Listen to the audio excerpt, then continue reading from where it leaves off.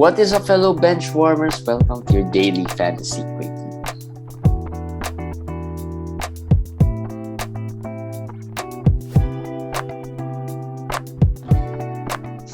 Hey guys, what's up? It's a very quiet day today in the NBA with just two games. Well, quiet from the games front, but not really quiet from the news front. I'm your host JJT with Komish. Komish, lots of injury news. Yeah, lots of injury news. But actually, none of them are new injuries. We just got more clarity with what the injuries are. It's injuries that got worse, bad news, and some injuries that had good news in them. Yeah. Let's start with the good news first. Yeah. Anthony Davis cleared to practice, so should be back in the coming probably next week. I would say next week. I think next week. They hope end of the month. So what is today? 19. So maybe next week 26, 27, maybe week 15 somewhere, sometime week 15 maybe one of the games there. Hopefully, if nothing happens, we know it's AD. We don't know when he practices what will happen in the practices. He might get hurt there. Knock on wood. As long as he's not on the court yet, let's not be too happy. But well, at least it's better than the others. Better than Dame. Better than at KD. least you've already served that 4 to 6 weeks, right? It's like COVID.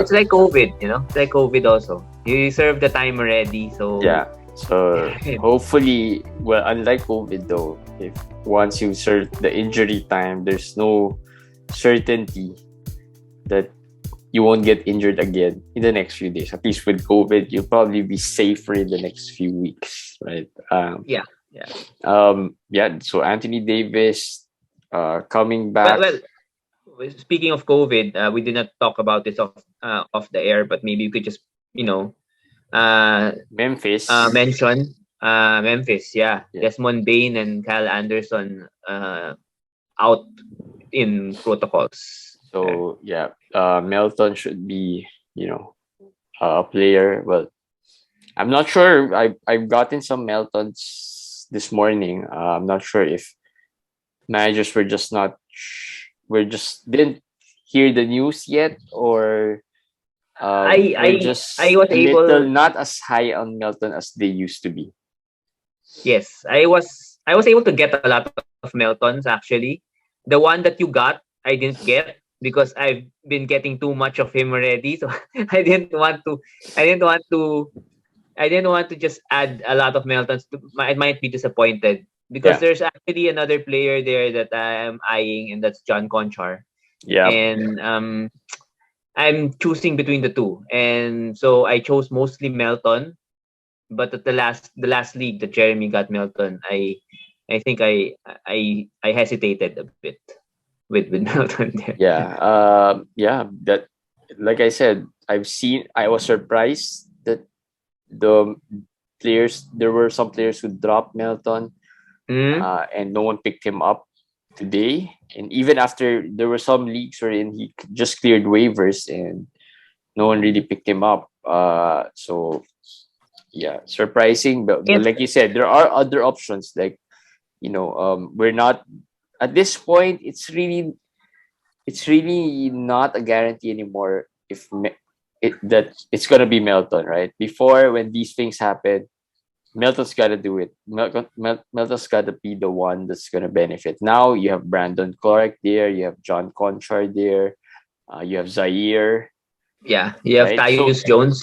Yeah, you have Tyus Jones. So there are a lot of players in Memphis who can contribute as well. And, for some of these guys like Clark, Tyus Jones, they won't really hurt you as much. Because Melton, when he's not shooting well, he's going to somehow kill your field goal or disappoint you in the field goal percentage. So lots of players in Memphis. So we have to keep an eye on these players as well. But it should be Melton. He might not start. Might still not start. They might start Conchar. I think they might. Yeah, I think they might start Zaire. Zaire's already starting. Clark. Zaire's starting. Yeah. Adams, yeah, and maybe Concha. Actually, I think Adams, Jaren Jackson Oh, Jr., Jaren Zaire, Jackson. Yeah. Zaire and they're the starters. So now we remove Bane and we remove their sixth man, which is Kyle Anderson. So even if they start Conchar, Melton should get 25 minutes at least. And with 25 minutes, he's okay. He'll be safe with those minutes. If he Yeah. gets 15 minutes even without Bane, Dylan Brooks, and Kyle Anderson, okay. Yeah, I mean, Stranger things have happened. just if you're listening to this, just keep an eye on the other players we mentioned. Yeah, Conchar, yeah. Zaire. Tayus. I think Conchar and Tayus would probably be the two guys that you should be watching. I mean, I don't think Yes, Zaire would yes. be as high in the list. Of course, if they still have Brandon Clark, he shouldn't be there anymore at this point. So Yes. those three guys, keep an eye on them aside from Melton. Yeah, and then that's a segue to our bad news segment because we started from the good. The COVID thing is not really the bad news anymore these days. It's normal. Injuries. Yeah, the injuries. All right. So where do we start? Paul George. Well, Paul, we've said it before. He is in danger of missing out the whole season. They said they'll give it a few more weeks, Which is right? not good. Again. Yeah, I mean, not even days, right? Weeks. And if you read the news, or if you read the tone of these news, it seems like not many are hopeful he'll be back. It seems like it's trending towards the direction we're in. The chances of him coming back is very small. I would not say small. Maybe less than 50%. I would definitely say Yeah, less than 50%. that's small. I mean, given that he's missed weeks already. When he got injured, they said 3 weeks. So this is the third week. That's why Yeah. people were asking about an update. And Tai Lu just didn't want to give an update. But eventually they did. They said they'll give him a couple more weeks to see if the elbow responds to treatment. It means it is not responding, right? I mean, that's again like with what we talked about the Myles Turner news. We'll talk about it later. The language you can read, between the lines. They're going to give it a couple of more weeks to see if it responds. So for me, it means it's not responding yet. They don't want to go into surgery. That means it's out for the season. So that's what they're thinking right now. Let's give it 2 more weeks. What if suddenly it responds? Then he can come back. But that also means that in 2 weeks, he might be out for the season. They might declare that, and he might get surgery. So there. I said people have been asking, should you drop Paul George? I don't know. I cannot tell you to drop him and then he comes back in 2 weeks. Who knows what will happen to his elbow? What if there's a miracle or whatever, right? Trade him for Dame. I wouldn't. I actually even would prefer Dame at this point, right? Because Dame already got his surgery. I think Dame would. There's a bigger chance Dame comes back this season. Although, if they come back, I think Paul George comes back earlier.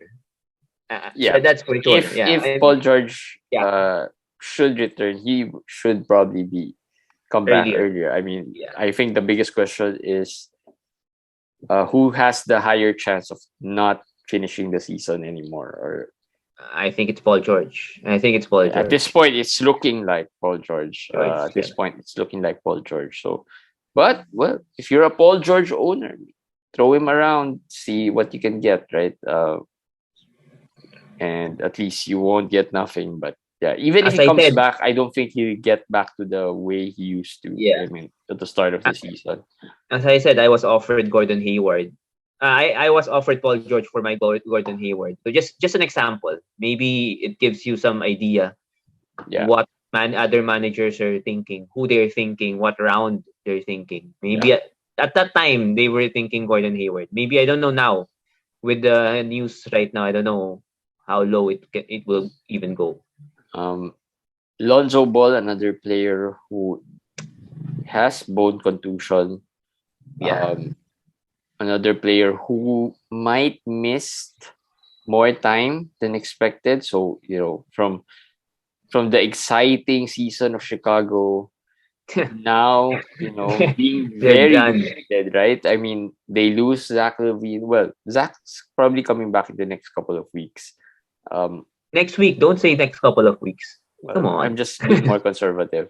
Um, and then they lost Caruso, although he is set to return.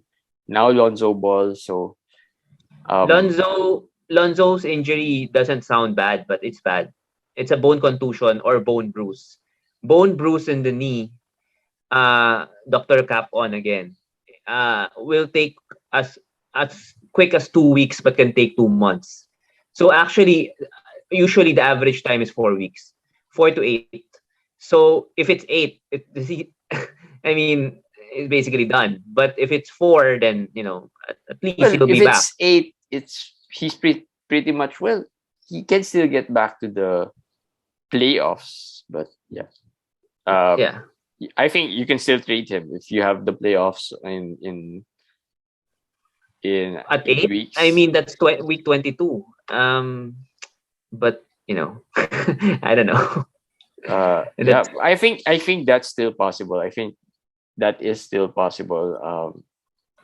If you can get, that's week 22 for some. That's already what, the semis. some the You semis, probably some the drop him finals. anyway. I mean, if you can't stand having him in your IL, or wait for him, you'll probably drop him anyway. Or might as well just try to trade him. Right. So yeah, we'll see. Hopefully it's 4 weeks. I have a few Lonzo Ball as well, Hmm. and those teams are doing well. So now that's gonna be a challenge for me. See if I can survive. Bone bruises, guys. Or in Tagalog, it's like pasa or whatever. It doesn't sound bad, but it's actually the most painful injury. A lot of players have said it's painful, and for fantasy, it's one of the worst things you want to hear because there's no timetable.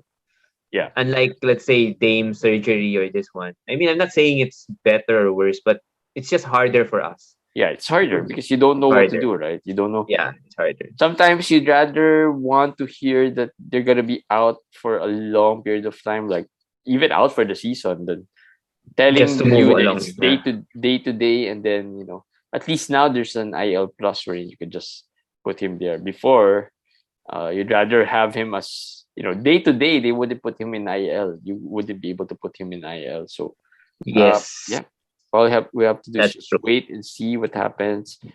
Another bad news, Myles Turner. We just talked about him yesterday. Well, looks like he won't be playing until the trade deadline. And maybe the next time we see Myles Turner play, it's for a different team. And And I as can we see said, that happening. I think that's very likely to happen. yeah, as I said, why would you get a second opinion if the first opinion is good, right? Yeah. And stress reaction, the injury stress reaction, that's different from a stress fracture. So he's not out for the season. Stress reaction is like the thing that happens if you don't fix it, it goes to a stress fracture. Stress fracture is the one that Yao Ming and the others got. But regardless, a big man with foot problems is not okay. Now Jeremy said he's not gonna play before the trade deadline. That's possibly 100% gonna not gonna happen. He's not gonna play. The problem is he might not also get traded because teams Because will he's be got an worried injury. about this. This is stress. This is a foot injury. This is not a shoulder or a pinky or What a toe. injury did he have last year? Was it a foot as well? I think so. I think he also got a foot injury. Yes, yes. And then in 1 year he had the sprained ankle that went really bad. So it's been all foot injuries. And remember, big men, we don't like that. Like Brook Lopez before. So it's just I don't know if he's gonna get traded, but the chances went down for sure. And as Jeremy said yesterday, I think we're not surprised. Every year it's like deja vu if you're a Myles Yeah. Turner owner. Not sure. Right? Well, this is actually worse because it's earlier than the usual. Is it? Yeah, Yeah, I think probably. it's earlier. This is way earlier. I mean, earlier, the it's usually after the All-Star break, and then from there on, Yeah. it's towards the end of the season. Now it's just before the All-Star break, and a few weeks before it. So, But well, at yeah, least there's a chance he comes back because it's yeah, earlier, right? yep. Not sure what to do. I don't have Myles Turner. So Yeah, you put him in the IL because it's a stress reaction, not a stress fracture. He can come back. He can get traded. So if he gets traded, maybe he'll have more motivation to come back yeah, this season. Then hopefully you got Goga. I mean, that's right. That's that's the biggest the, question today. I mean, yesterday it was Yurtsev, and today it's more of, is it Goga? Is it really Goga who's going to be the best ad? if you're talking about centers there, big men there, yeah, it's Goga. But as I wrote and I've been telling people, Goga did not start the last game. Sabonis started at center. So the Mm-hmm. key to Goga's value really is, will he play together with Sabonis? Will they play two bigs? Or will they play Sabonis and then Goga will be his backup? If Goga will be his backup, uh, yeah, he's an ad, but you know, 20 minutes not really enough for a guy like Goga. He's not a per minute guy. He's not Yeah, a he's not a per minute guy strong per for minute. sure. He's not like the Whitesides, Yes. or the Javales. No, he's Prevail. not Yeah. that type of player. But unlike those players, he can play more than 20 minutes. So at least if he does that, he'll get his numbers. So yeah, go other. I don't see other players enticing They enough. a lot of people are asking about O'Shea Brissett, Chris Yeah, Duarte. I said Duarte because I didn't mean it as Duarte would be benefiting from this injury, but I think if you're choosing between Duarte and Goga, I trust Duarte more yeah, that he's gonna perform. I mean, if that is your choice. But if you need the big, then of course you go Goga. Now, O'Shea Brissett, Torrey Craig, yeah, Brissett has been good in some games, decent, but very low end. I don't think they're must adds. yeah. They'll get more minutes, but some games it will be Craig, some games it will be Bissett. So it's In really not. Indiana, it's like Yeah, what, 3-4 man deep when it comes to fantasy. yeah. You got Sabonis, maybe Brogdon if he's healthy. Mm-hmm. Um, Levert. Levert, and then after that, it's probably going to be Duarte, Justin Du- Holiday. I mean, those two guys in a shallow league, Duarte. in a Duarte's 12 kind of team, you're up and gonna down also. Yeah. yeah. I mean, in a 12 team league, you're gonna be iffy on those players already. So Yes. that's Yes. three guys that are really must own, and then the rest you'll probably, even as a streamer, you'll have second thoughts, right? I mean, with Duarte or even Justin Holiday, like we said yesterday. Yeah. But with Indiana though, it's an interesting team. The whole team is on my watch list because um Because things anyone can go. can get traded. Yeah, Levert can get traded, Brogdon can get shut down, as I said, and then at that point, it's free for all. Yeah, They have the Duan. I don't know how to pronounce his name. Duan Washington, Kiefer Sykes, yeah, Chris Duarte, Torrey Craig, O'Shea Brissett, and of course Isaiah Jackson. I've been mentioning Isaiah Jackson a lot of times. He's the rookie, first round pick, 24th, I think, not getting minutes, DNP, but I won't be surprised after the trade deadline if he suddenly becomes a starter of this team. It's very possible if they trade away all their players, even Sabonis, Myles Turner, they trade those away. There is a chance that Indiana can be the Houston this year that yeah, had last year when we had Armoni Brooks, KJ Martin. This year might be Indiana. yeah. So they're in the Uh, watch list for sure. yeah. So well, interesting. I think this is one team that's really been said to be very open into trading their players at this point. And they'll probably be very active in the trade, and that's also the reason why Duarte would be a more comfortable ad than Goga, because we're pretty sure Duarte will probably be not traded. There's a Yeah, better chance he yeah, won't be traded, and he there's won't be traded. a higher chance that he'll be the one staying, or he'll be the one left there to hold the fort. Right? If Levert gets traded, he automatically gets a boost, right? So I predict Duarte will stay. Brogdon, of course, has to stay. He can't be traded. I think Sabonis will stay eventually. They'll not be able to trade Sabonis because of the high price they've put into Sabonis's value. They want a lot for Sabonis, so that might be why they can't trade Sabonis. So let's see. Yeah, we'll see about that. Yesterday, we were not able to talk about some of the watch list players that Yeah. were mentioned by Commission. Maybe we'll just talk about those because today's, we just had 2 games today, and there's really not much in today's, today's game. A few maybe watch list players as well. We talked about Kuminga Yeah. the other day. Yesterday. So let's talk about some watch list player. We Okay. talked about Thomas Bryant. Yeah. Well, we keep an eye on the Washington. I guess we talked about that at length yesterday. Keep an eye on that rotation. There's new news now. Apparently, Washington is shopping Montrezl Harrell and not Gafford. So Harrell getting traded is interesting because I think Thomas Bryant will be slotting not as a starter but as the role of Harrell, as a sixth man, as the offensive guy off the bench. So that's good for Gafford. That's good for Thomas Bryant if that happens. Whether that's good for Harrell is we don't know yet. We don't know where he will go, so we don't know. But I would think it's not gonna be good because he already has a good role here in Washington. It's tough for a guy like him to be, suddenly trusted to a new team and then expect there will be chemistry like what he has in Washington. Yeah, he has slowed down, but still, he looks comfortable with his teammates. He has role already, so it's not good for him. For where you picked him, the production has been way above average. Not for just sure. What you expected. We talked about. Interesting here would be, let's talk about Cam Reddish first, I guess. Yeah. Reddish hasn't played. Did he play today? No, he didn't. No, he's not yet playing. So he hasn't played. So he's going to be an interesting player right now because he was okay with Atlanta, but just because of the depth of Atlanta, it was kind of hard to, roster him or be comfortable with rostering him.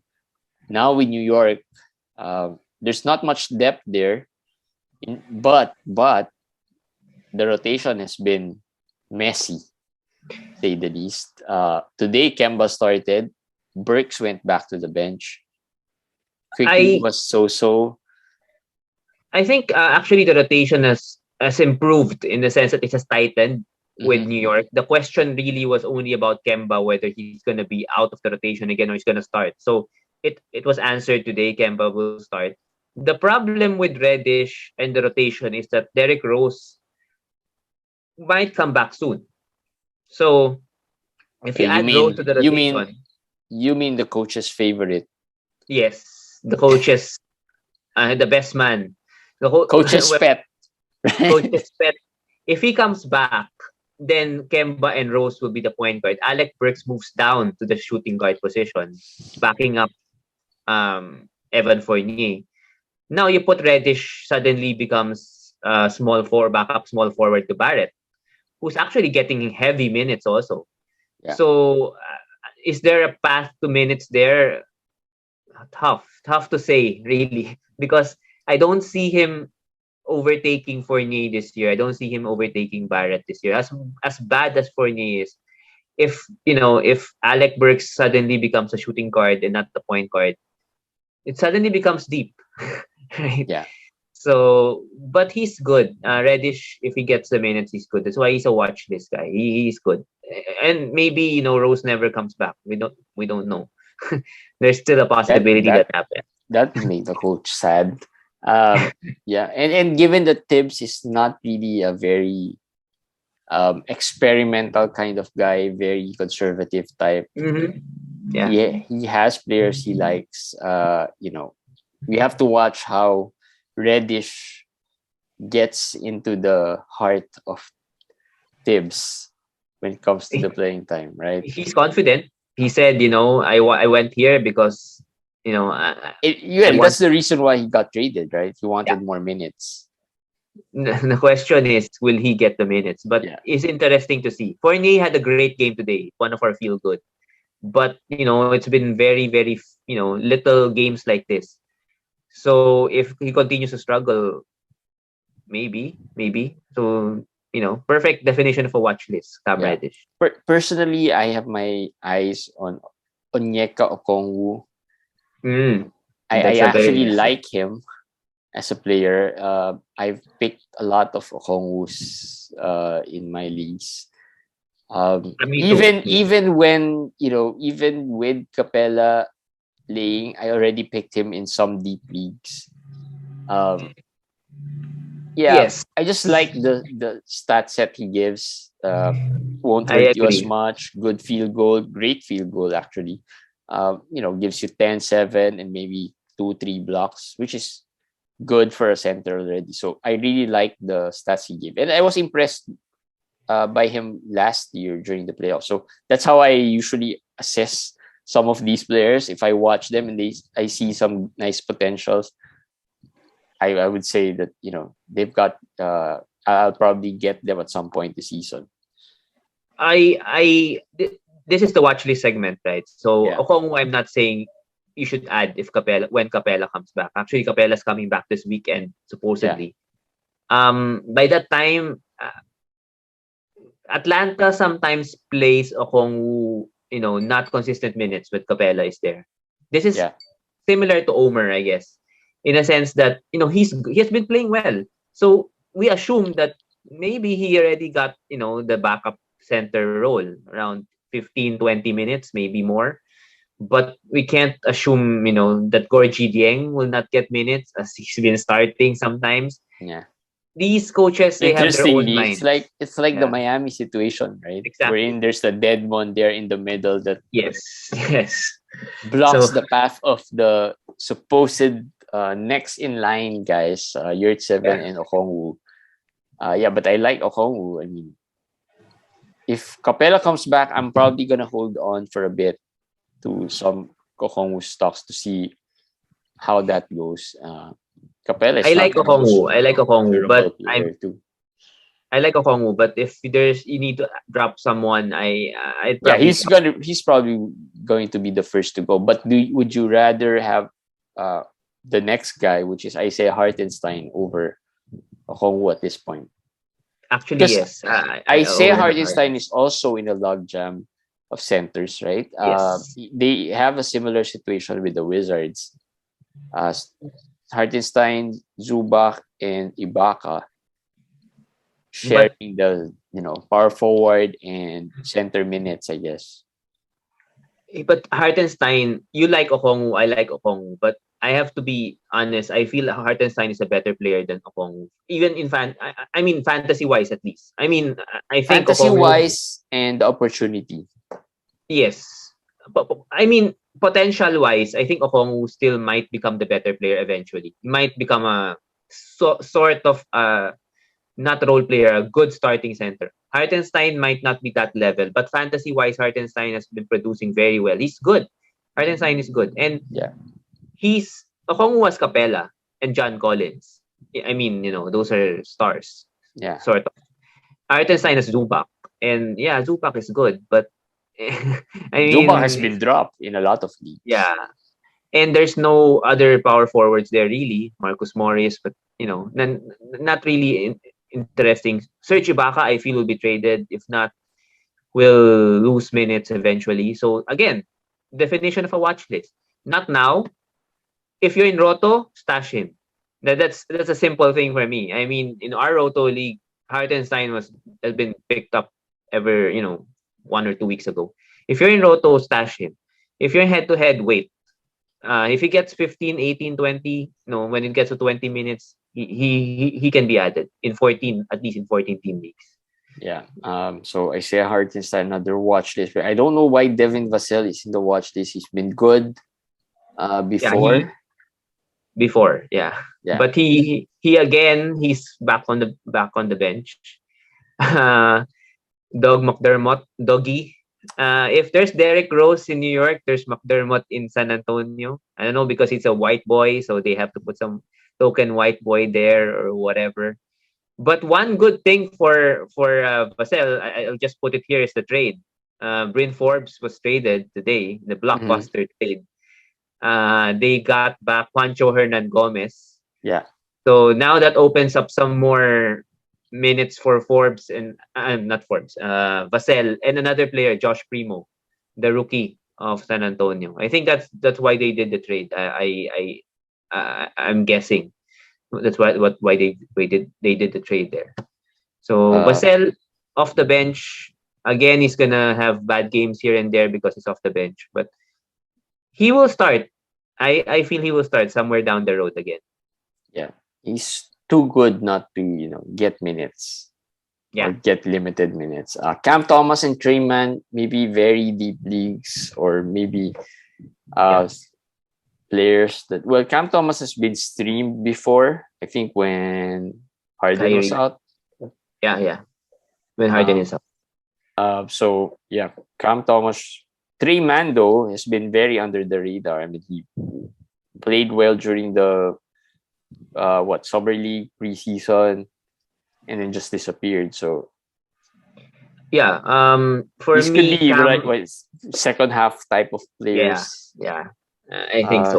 some players you, if you want to look for a stream, or maybe names that you might want to consider later on. These are the Moses Browns. The last Yeah, year we were talking about Moses and some of the G League guys. Drayman, I'm not saying any of these guys will pan out, but there is a chance. So just monitor them closely. Cam Thomas though, if Kyrie games that Kyrie won't play, Cam Thomas would be very valuable, I think.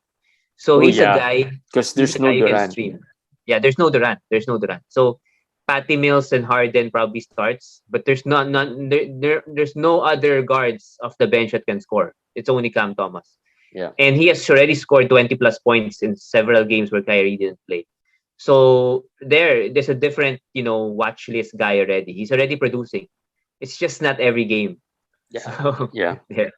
So yeah, when you stream, see this guy, because when you stream, even in a 14 team, sometimes you don't know who to pick up. At least these guys Yeah. might be useful. Uh, Cam Thomas, especially, you mentioned, without Kyrie and without Durant, he might be the next guy up there when it comes to scoring, providing the scoring needs for the Nets. I Um, I'll add two names. Just a watch list. Zach Collins from San Zach Antonio. Collins is about to come back as Yes. well. Zach is good actually. I don't know what shape he is. His injury is kind of a serious injury, so I don't know if He he's still came the from Zach back to Collins. back injury, so Yes. um, I don't Well, know. It's like, you know, definition of a watch list, right? I yeah. mean, Don't I'm not sure how, yeah, like you said, what shape he is in right now. But yeah, well, Clay is in good shape, so maybe well, that's Clay. There is Clay white, but I mean, they're both no, white. No, half white, but no, Clay's sort not of white. white, sort of white. But they're both shooters. But Clay is better, so maybe he came back, and he's still good. Zach Collins actually good. If he's in good shape, there's no backup center there in San Antonio that he can't beat. I'll put it that way. Jack Landale and who's the other guy? Drew Eubanks.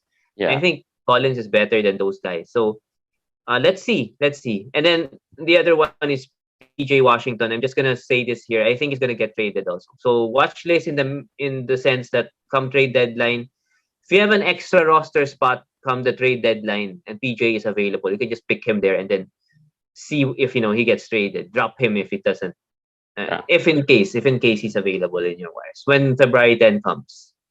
Yeah. Yeah, that's less than a month from now, so that's gonna be exciting. So yeah, just quickly, feel good. Isaiah Stewart got called the other day here in the quickie, and played well. Double double with what, 2-3 blocks, I think. 14 points, 11 rebounds, 2 blocks, and we're all happy. We're giddy with that just shows how poor he has been playing this year. Yeah.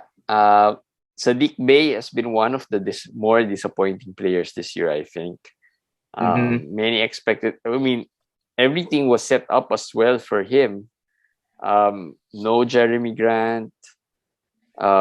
Yeah, right. I mean, he's probably the most promising. Well, next to Cade, I guess. He's so supposed to be the Robin to Cade's Batman right now, right? Yeah. But in fairness to him, he had a stretch of really good games. After we called him out, also, I remember we called him out, and then he had 5-6 great games, and we said, great. Now he's back to being, struggling. So it's more of up and down. He's inconsistent. So I think he's really just a 10th round, 11th round guy because of that. He can't be consistent. Yeah. And some play. Add this to your watch list, Jalen Noel, in case he's still in your waiver wire. I've been watching the minutes of Jalen Noel and the production. Yes. And of course, I've also been watching Malik Beasley for the reason that they're probably going to be linked to each other. On whoever plays well or whoever gets more minutes between the two. So add that to your watch list. All right. That's it. That's all the time we have for the quickie. It's going to be a short quickie for today. Tomorrow, we'll be back tomorrow as always. And yeah, good luck for the rest of the week. Bye, guys. Bye.